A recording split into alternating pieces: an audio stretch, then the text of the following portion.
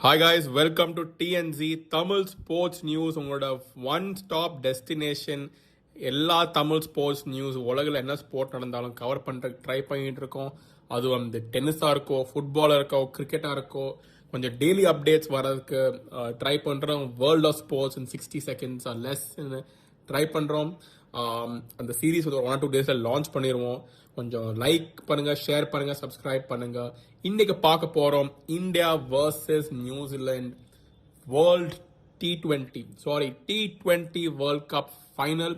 முன்னாடி world T20 சொல்லுவாங்க, இப்போ அது T20 வேர்ல்ட் கப் பேரை மாத்தியாச்சு. ஸோ இன்னைக்கு ஃபுல் ஃபோக்கஸ் வந்து இந்த ஒரு மேட்ச்ல தான். ஒரு செம டோர்னமெண்ட் இருந்திருக்கு. எல்லாரும் நினைச்சாங்க டோர்னமெண்ட் வந்து போரிங்கா இருக்க போகுது, குரூப் ஸ்டேஜ் கேவலமா இருக்கும் பார்க்கறதுக்குன்னு. ஆனா சில மேட்சஸ் நம்ம இருந்திருக்கலாம். ஆக்சுவலா அசோசியேட் நேஷனோட கேம்ஸாக ரொம்பவே இன்ட்ரெஸ்டிங்காக இருந்துச்சு. எப்போ அந்த அசோசியேட் நேஷன்ஸ் பிக் மெம்பர்ஸோட விளையாண்டாங்களோ அந்த கேம்ஸ் எல்லாமே இங்கிலாந்து, இட்லி, ஒரு New Zealand, India versus USA, even அந்த நெதர்லாண்ட்ஸ் இந்தியா கேம் ஒரு மாதிரி இன்ட்ரெஸ்டிங்காக போச்சு.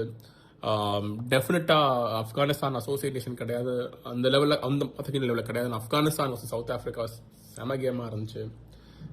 நல்லா ஃபைட் பேக். டெஃபினட் ஜிம்பாப்வே பற்றி சொன்னோம். ஜிம்பாப்வே வர்சஸ் ஆஸ்திரேலியா பீட் பண்ணாங்க, ஜிம்பாப்வே ஸ்ரீலங்கா பீட் பண்ணாங்க, டாப் பண்ணாங்க குரூப்பை. டெஃபினட்டாக சூப்பர் 8 வந்து அடி வாங்கினாங்க. ஆனால் அவங்க சூப்பர் 8 வரதே ஒரு பெரிய விஷயமா இருந்துச்சு. ஸோ ஒரு செம டோர்னமெண்ட் நீங்கள் வந்து திரும்பி பார்க்க. ஸோ இப்போ என்டர் பண்ணிடலாம். India versus New Zealand T20 world cup final. Every time world T20 போகுது. பட் வாட் மேக்ஸ் இந்த மேட்ச் வந்து இன்ட்ரெஸ்டிங்னு பார்த்தீங்கன்னா, இந்தியா வர்சஸ் நியூசிலாந்து இது நடந்த T20 world cup matches, history of T20 world cup, அதாவது 2007 இப்போ வரைக்கும் இந்தியா நியூசிலாண்டை பீட் பண்ணது கிடையாது இந்த T20 வேர்ல்ட் கப். ஆனால் அந்த ஃபேக்ட் வந்து ஒரு யூஸ்லெஸ் ஃபேக்ட். ஏன்னா வந்து ஒரு இம்பேக்டும் இருக்காது அந்த கேம். ஏன்னா ஒரு 3 மேட்ச் தான் ஃபேஸ் பண்ணியிருக்காங்க. ஆனால் இந்தியா எவ்வளோ சேஞ்ச் ஆயிருக்காங்க over the period of time. அந்த சீரீஸ் வந்து எப்படி அவங்கள உடச்சி போட்டாங்க நியூசிலாண்டை. அந்த கடைசி மேட்ச் தான் கொஞ்சம் அட்லீஸ்ட் ட்ரை பண்ணி வின் பண்ணாங்க நியூசிலாந்து. ஸோ ஆனால் இந்தியாவுக்கு அப்புறம் கொஞ்சம் ஃபார்மில் இல்லை. டெஃபினட்டாக வேர்ல்ட் கப்பில் வரும்போது எந்த ஃபார்மில் இருந்தாங்க அந்த ஃபார்மில் இல்லை. பிரைமரி அபிஷேக் சர்மா அண்ட் ஃபார்மில் இல்லை. அப்புறம் வருண் சக்கரவர்த்தி கொஞ்சம் ஃபார்ம் டிப்பாக இருக்குது. ஸோ நிறைய ஃபேக்டர்ஸ் இருக்குது. ஆனால் அந்த மேட்ச் பற்றி முதல்ல பேசுவோம். முதல் கேள்வி வந்து எல்லாருக்குமே பேட்டிங் வர்சஸ் பவுலிங் எது முதல்ல பண்ணணும். ஏன்னா இதே கிரவுண்டில் தான் India versus Australia world ODI world கப்பில் இந்தியா லூஸ் பண்ணாங்க. ஃபர்ஸ்ட் பேட்டிங் பண்ணி ரொம்ப ஒரு மீடியோக்கர் ஸ்கோர் போட்டு டிஃபெண்ட் பண்ண முடியாமல் டிராவிஸ் ஹெட் அண்ட் மானஸ் லாபுஸ்காக்னே ஒரு செம இன்னிங்ஸ் 2 பேரும் ப்ளே பண்ணி வேர்ல்ட் கப்பை இந்தியாவிலேருந்து எடுத்துகிட்டு போனாங்க. ஸோ அதே கிரவுண்டில் அவங்க என்ன பேட்டிங் பண்ணணுமா பவுலிங் பண்ணணுமா? ஏன்னா இதே கிரவுண்டில் வந்து இந்தியா சவுத் ஆஃப்ரிக்கா மேட்ச் நடக்கும்போது இந்தியா செம அடி வாங்கினாங்க. அந்த மேட்ச்சில் ஆல்மோஸ்ட் ஒரு 90 ரன் ஒரு 70 ரன் லாஸ்.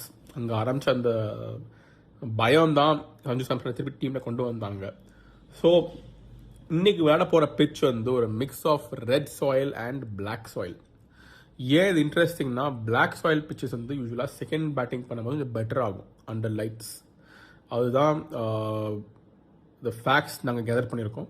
அதனால யூஸ்வலாக அஹமதாபாத்தில் எப்போவுமே அந்த பிளாக் சாயிலில் அந்த பெல்ட் ஆஃப் இந்தியாவில் நிறையா பிளாக் சாயில் இருக்கும் கிரவுண்டில்.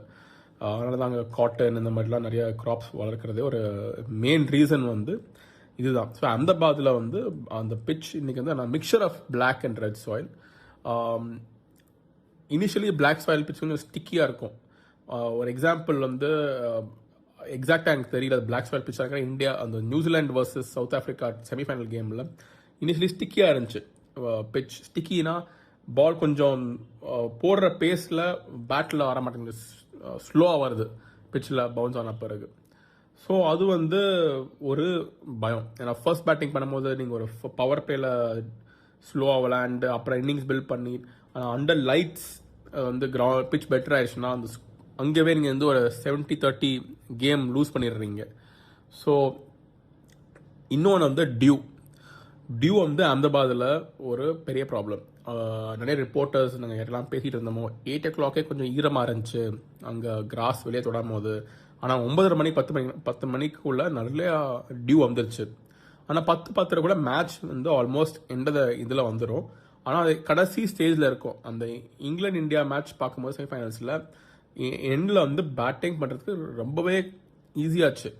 அந்த பும்ரா போட்ட ஓவர் தான் நம்மளை டிஃபெண்ட் பண்ண அலோவ் பண்ணுச்சு. அண்ட் இது வந்து எப்படி போகும்னு சொல்ல முடியாது. பெஸ்ட் கேஸ் சினாரியோ அவங்க வந்து ஆன்டி டியூ ஸ்ப்ரே போட்டிருக்காங்க ஆன் த கிராஸ். அது என்ன பண்ணுன்னா அந்த கிராஸை வந்து கன்டியூசிவ், அதாவது டியூ வராத மாதிரி அதை ஸ்டாப் பண்ணிடும். ஸோ அதை வந்து இவங்க 2 நாள் முன்னாடியே ஸ்ப்ரே பண்ணாதான் தேர்ட் டே என்னைக்கு மேட்ச் நடக்குதோ அன்னைக்கு வந்து இந்த டியூ வராமல் இருக்கும். ஸோ 2 நாள் முன்னாடியே ஸ்ப்ரே பண்ணியிருக்காங்க. அண்ட் அந்த ட்ரீட்மெண்ட்டில் கிராஸ் போயிட்டுருக்கு. ஸோ அது வந்து எவ்வளோ எஃபெக்டிவாக இருக்கும்னு சொல்ல முடியாது. சில டைம்ஸ் எஃபெக்டிவாக இருக்கும். ஒரு ஞாபகம் இருந்துச்சுன்னா ஒரு சேப்பாக்கில் ஒரு ஐபிஎல் மேட்ச் லாஸ்ட் சீசனில் டியூ வரன்னு சொல்லிட்டு சிஎஸ்கே செகண்ட் பேட்டிங் பண்ணுவாங்க. டியூ வராது அந்த மேட்ச். அவங்க ஆக்சுவலாக ஆன்டி டியூ ஸ்ப்ரே போட்டிருந்தாங்க. ஆனால் ஒர்க் ஆச்சு. ஆனால் ஒரு மேட்ச்சில் அது வந்து ஒர்க் ஆகலை. ஸோ அந்த மாதிரி இது வந்து ஒரு டஃப் டிசிஷன் தான், பேட் பண்ணணுமா போல் பண்ணணுமான்னு. இந்தியாவுக்கு எது பெஸ்ட்டுன்னு கேட்டிங்கன்னா அது ஆன்சர் பண்ண முன்னாடி நான் நியூசிலாண்டுக்கு எதுக்கு பெஸ்ட் நான் சொல்லிடுறேன். நியூசிலாண்டுக்கு வின் பண்ணணும்னா எனக்கு தெரிஞ்சு ஒரு பெஸ்ட் ஷாட் வந்து சேஸ் பண்ணுறது தான். ஏன்னா பேட்டிங் ஃபர்ஸ்ட்டும் இவ்வளோ ஈஸியாக இருக்காது. சேஸ் பண்ணுறது ஏன் சொல்கிறேன், சப்போஸ் இந்தியா வந்து ரெஸ்ட்ரிக்ட் பண்ணி ஒரு சப் பார் டோட்டல் கொண்டு வந்துட்டாங்கன்னா அப்புறம் டியூவும் வருது, பிச்சும் ஹெல்ப் பண்ணுது. அந்த 2 உதவினால இவங்களுக்கு வந்து பேட்டிங் ஈஸியாக இருந்தால் அவங்களுக்கு சேசிங் வந்து பெட்டராக இருக்கும். ஒரு குவிக் ஸ்டார்ட்டுக்கு வந்துட்டாங்கன்னா எப்படி சவுத் ஆஃப்ரிக்காவோட அந்த மேட்சை அப்படியே டேக் ஓவர் பண்ணாங்களோ இவங்களுக்கு வந்து இங்கே அந்த ஆப்ஷன் இருக்குது. ஆனால் இது வந்து ஒரு வேர்ல்ட் கப் ஃபைனல். என்ன தான் டியூ சொன்னீங்கனாலும் என்ன தான் பிச் சொன்னீங்கனாலும் ஒரு 30-40 ரன் ப்ரெஷர் எப்போவுமே இருக்கும் ஒரு வேர்ல்ட் கப் ஃபைனலில். இந்தியா ஆஸ்திரேலியா 50 ஓவர் வேர்ல்ட் கப்பில் வந்து செகண்ட் பேட்டிங் பண்ணுறது ஏன் ஒரு பெட்டர் ஐடியா இருந்துச்சுன்னா அப்போ வந்து டைம் இருந்துச்சு. இந்த பிச்சில் எப்படி விளையாடணும், 50 ஓவர் மேட்ச் கேட்சப் பண்ணிக்கலாம். எப்போவுமே 240 தான் ஸ்கோர் ஏதோ இருந்துச்சு சேஸ் பண்ணுறதுக்கு. ஆனால் இங்கே அப்படி கிடையாது. இங்கே வந்து 20 ஓவர்ஸில் உங்களுக்கு வந்து டிஃபென்ஸ் போட்டு ஆங்கர் பண்ணுற மாதிரி அந்த அந்த காலெல்லாம் போயிடுச்சு. ஸோ இந்தியாவுக்கு வந்து சேஸ் பண்ணுறது வந்து ஒரு பெட்டர் ஐடியா எனக்கு தெரியல. ஏன்னா இந்தியாவுக்கு வந்து ஏன் நல்லா டிஃபெண்ட் பண்ண முடியும்னா அவங்களுக்கு வந்து ஜஸ்பிரீத் பும்ரா இருக்காங்க, ஹர்திக் பாண்டியாவோட போலிங் ஆன் ஃபார்மில் இருக்குது. என்னெல்லாம் சொன்னாலும் வருண் சக்கரவர்த்தி வந்து விக்கெட் டேக்கிங் போலர் தான். ஒரு பாஸ்ட் 3 மேட்ச் சூப்பர் 8 நல்லா ஃபார்மில் இல்லை. ஆனால் அவரால் வந்து பிரேக் த்ரூ தர முடியும். எப்படி அவர் வந்து பட்லர் அவுட் ஆக்குனாரோ, பட்லர் அப்போ தான் செட் ஆன மாதிரி இருந்தார், நல்லா ஃபார்மில் இல்லை என்டையர் வேர்ல்ட் கப்பில். ஆனால் சொல்லியிருக்க முடியாது செட் ஆகி ஒரு இன்னும் ஒரு 20-30 ரன்ஸ் அடிச்சிருந்துச்சுன்னா அங்கே மேட்ச் போயிருக்கும். அதனால இந்தியாவிலேருந்து என்ன சுச்சுவேஷன்னாலையும் ஒரு மேட்சை டிஃபெண்ட் பண்ண முடியும்னு எனக்கு தோணுது. இந்தியா அது 2 தடவை முன்னாடி பண்ணியிருக்காங்க. 2 வேர்ல்ட் கப்பும் எப்போ வின் பண்ணாங்களோ T20யில் இந்தியா 2024லையும் டிஃபெண்ட் பண்ணி தான் வின் பண்ணாங்க, 2007லையும் டிஃபெண்ட் பண்ணி தான் வின் பண்ணாங்க. ஸோ அதுதான் தான் எனக்கு தோணுது பெட்டர் வந்து இப்படி டிஃபெண்ட் பண்ணுறது. ஏன்னா ஒரு அர்ஷ்தீப் சிங் இருக்கா டெத்தில் போடுறதுக்கு, ஜஸ்பிரீத் பும்ரா இருக்கா டெத்தில் போடுறதுக்கு, ஒரு வருண் சக்கரவர்த்தி இருக்காரு என்னோட பிரேக் த்ரூ தரதுக்கு, அக்ஷர் பட்டேல் இருக்காரு. இந்தியாவோட போலிங் வந்து ரொம்பவே ஒரு superior polling attack to New Zealand. ஏன்னா சேஸ் பண்ணும் போது என்னதான் இருந்தாலும் ஒரு வேர்ல்ட் கப் ஃபைனலில் அங்கே நடுவில் ஏதாவது ஒரு கூல் ஹெட் இருக்கணும். ஒரு கோலி, ஒரு தோனி, இந்த மாதிரி ஆட்கள் யாருக்கு சேஸ் பண்ணுறது பிடிக்குமோ அந்த மாதிரி ஆட்கள் இருந்தால் ஹெல்ப் ஆகும். இந்தியாவுக்கு வந்து இப்போ பார்த்தீங்கன்னா அந்த மாதிரி ஒரு கூல் ஹெட் வந்து மேபி ஒரு சூரியகுமார் சொல்லலாம், ஒரு ஆளுக்கு திலக் வர்மா அண்ட் ஹர்திக் பாண்டியா, இவங்க 3 பேர் தான். ஆனால் யார் அதில் வந்து 2 பேருக்கு ஒரு அளவு ஃபார்மில் இருக்காங்க. சூர்யா வந்து ஒரு மேட்ச் அடித்தாரு, அப்புறம் அடிக்கல. திலக் பொசிஷன் மாற்ற பிறகு விளையாடுறாரு. ஹார்திக் 2-3 மேட்ச் அடிச்சிருக்காரு, 2-3 மேட்ச் அடிக்கல. அந்த மாதிரி கொஞ்சம் சொல்ல முடியாது. ஆனால் சடனாக ஒரு 40-4 40-3 இவங்களை போட்டிங்கன்னா ரொம்பவே டிஃபிகல்ட் ஆயிரும். அண்ட் இன்னொன்று ஞாபகம் வைக்கணும், ரிங்கு கிடையாது இந்த இதில்.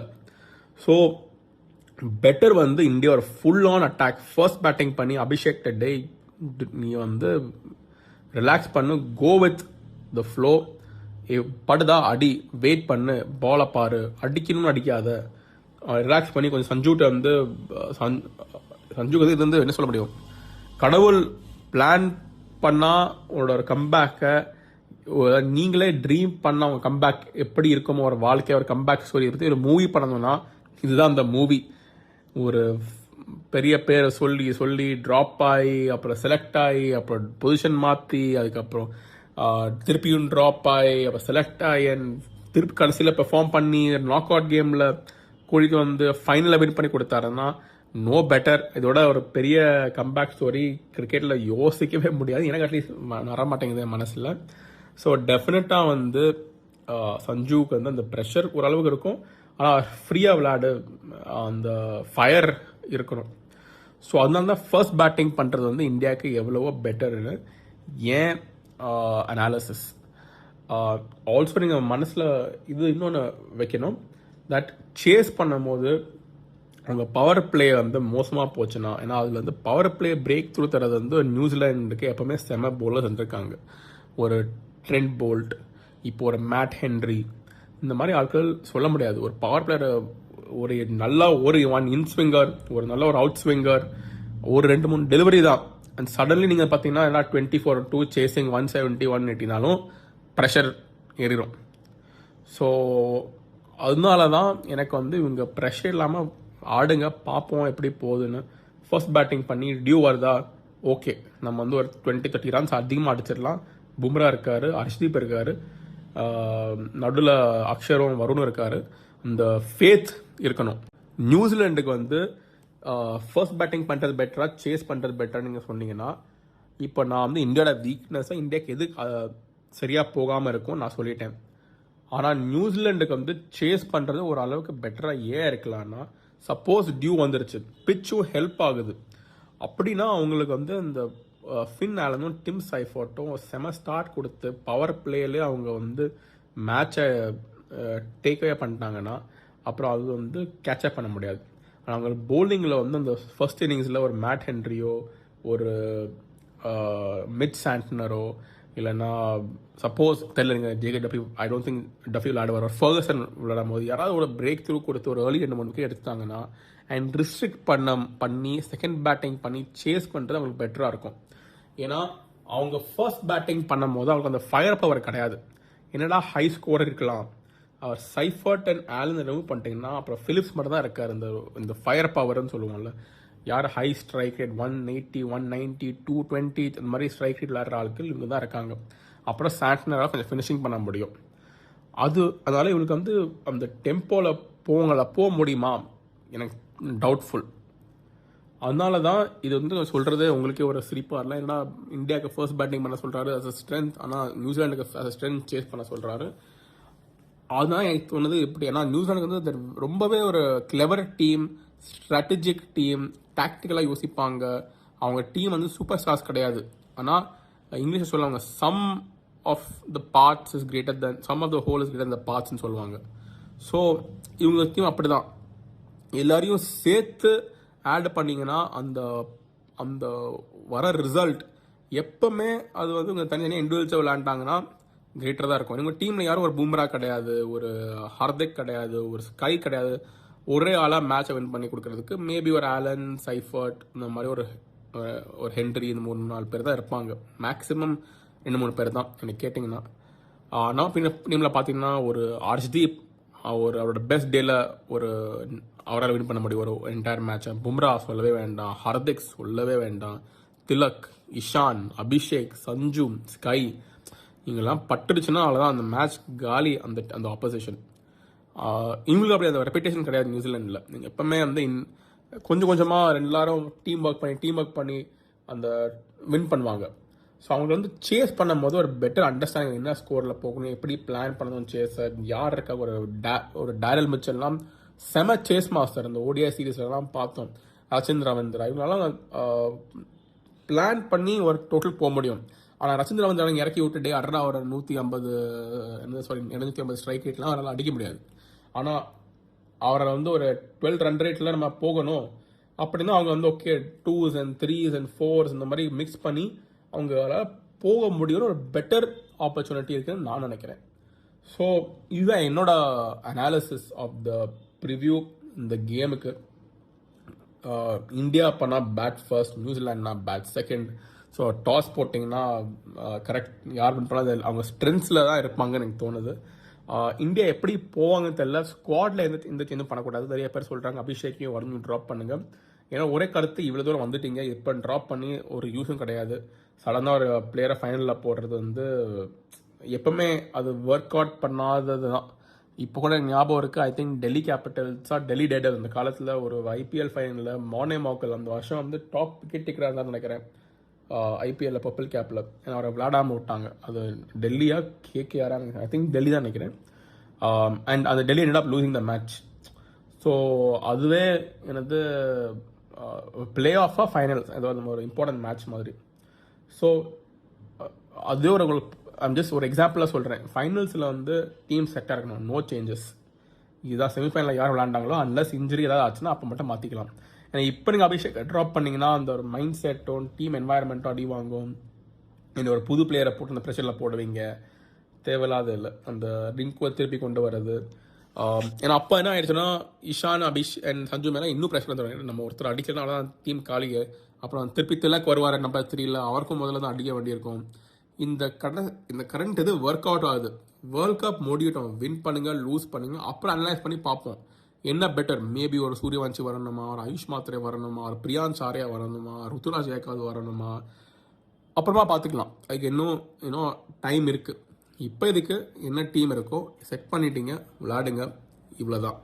And Varun versus Kuldeep too late இப்போ வந்து சேஞ்ச் பண்ணுறதுக்கு. இன்னொன்று, குல்தீப் வந்து நியூசிலாண்டோட அவ்வளோ ஒன்றும் நல்லா ரெக்கார்ட் கிடையாது.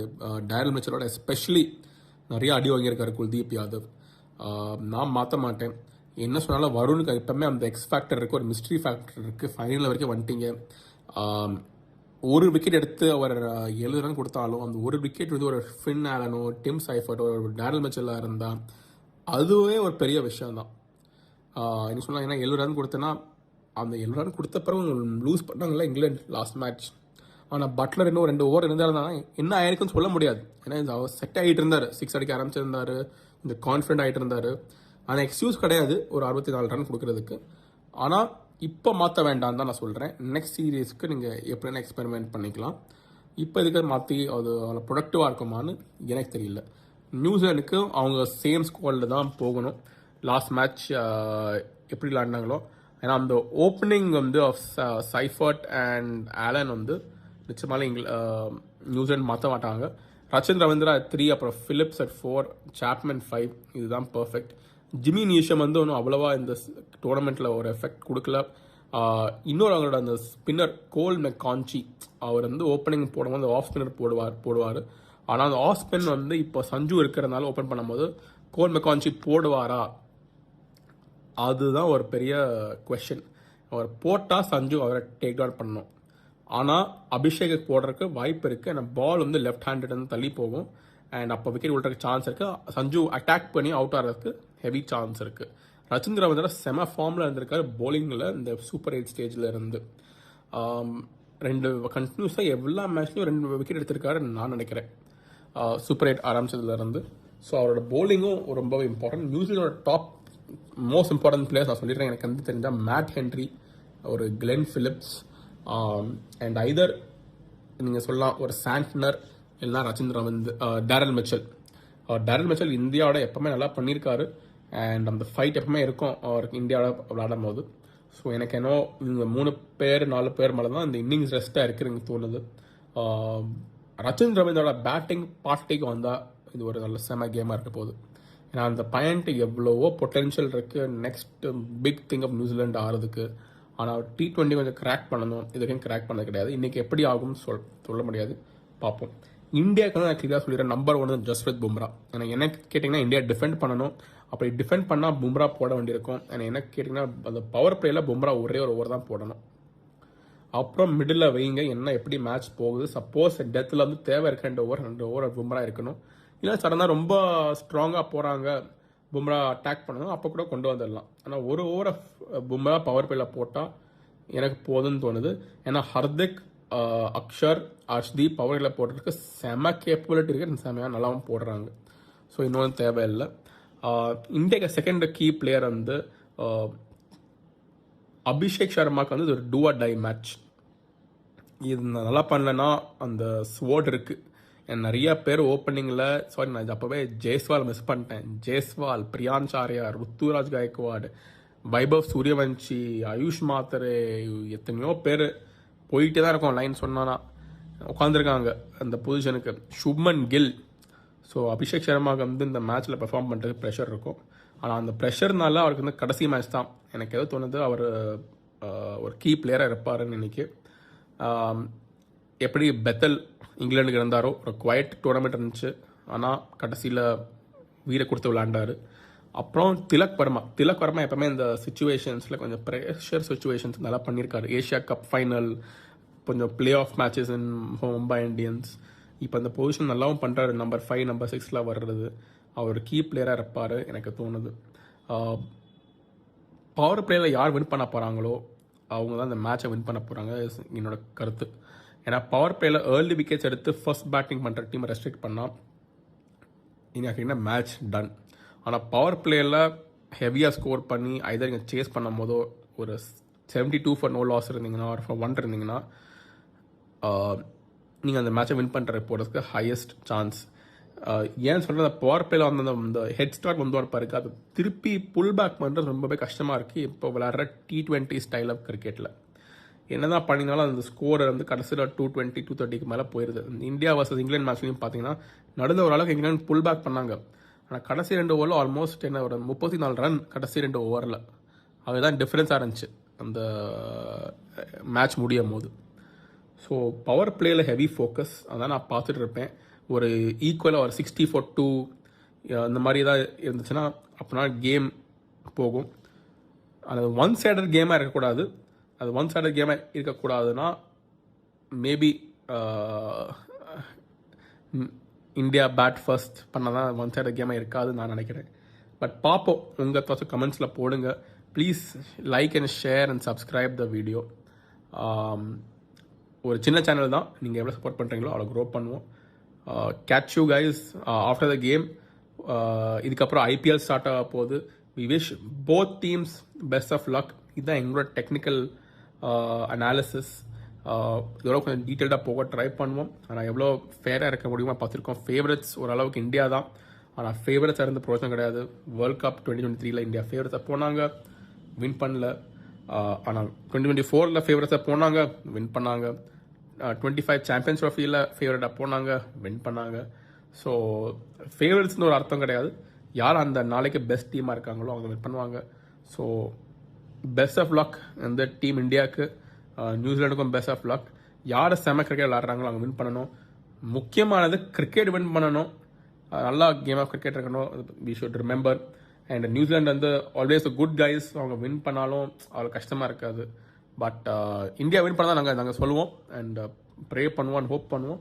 பட் ஒரு குட் மேட்ச் ஆஃப் கிரிக்கெட் வந்து ஒன் சைடட் கேமை மட்டும் இருக்கக்கூடாது.